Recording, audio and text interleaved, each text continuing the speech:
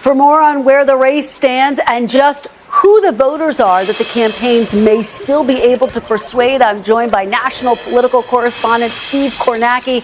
Steve, this race is incredibly tight in the home stretch. Yeah, absolutely, Kristen. One thing we have noticed in the last couple of days, this is not all of the polls that are out there now, but we have seen a number, 4 in the last 4 days, that have shown very small, but in the context of this close race, potentially meaningful movement in Trump's direction. I don't want to overstate it, but at the same time, it's hard to ignore these 4. The CNBC poll came out the other day, has Trump ahead by 2. The Wall Street Journal poll, Trump ahead by 3. These are national numbers. Siena and the New York Times, a tied race. CNN, a tied race. The significance here is broader movement. Again, we're seeing in Trump's direction. To put this in some context, here is our current national polling average. Let me call that up on the screen for you right here.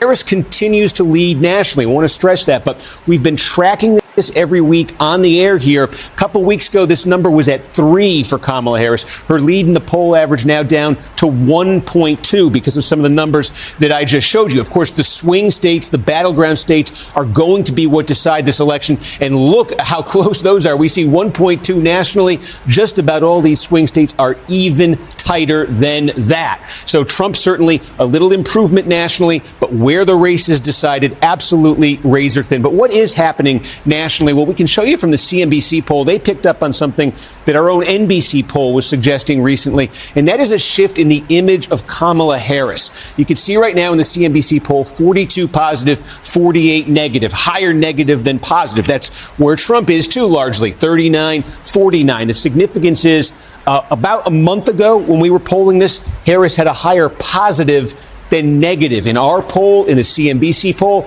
in other polls out there right now, you see that above that positive rating. That said, tons of uncertainty and volatility remain in this race. Check this out. We can show you this from that CNBC poll. Looking at this question of persuadable voters, defining them this way. It's 12% in the CNBC poll for Harris, Trump. They've changed their mind still in this race. Another 6%, they're undecided or currently for candidate. Persuadable of 18%. That's close to one here. Young is particularly a but his tinge with clear actually going to turn out and vote. Look at it this way. From our merge of all of our data, those who voted in the 2020 presidential election, of those who only voted in 2020 presidential Trump and then vote in either, that's Trump has his biggest advantage over vote this time around. Huge question mark. We look at it. Your interest in this election. Again, look at this. Those who rate it the highest, 9 or 10, races tied, 7 or 8, pretty high. Harris is ahead.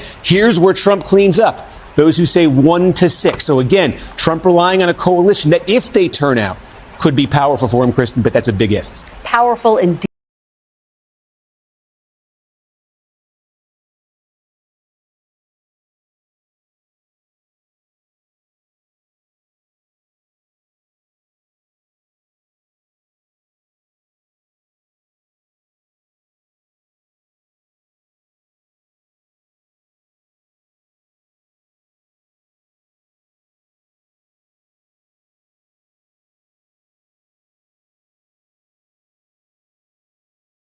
And those persuadable voters in focus in these final days of the race. Steve Kornacki, great stuff as always. Thanks so much.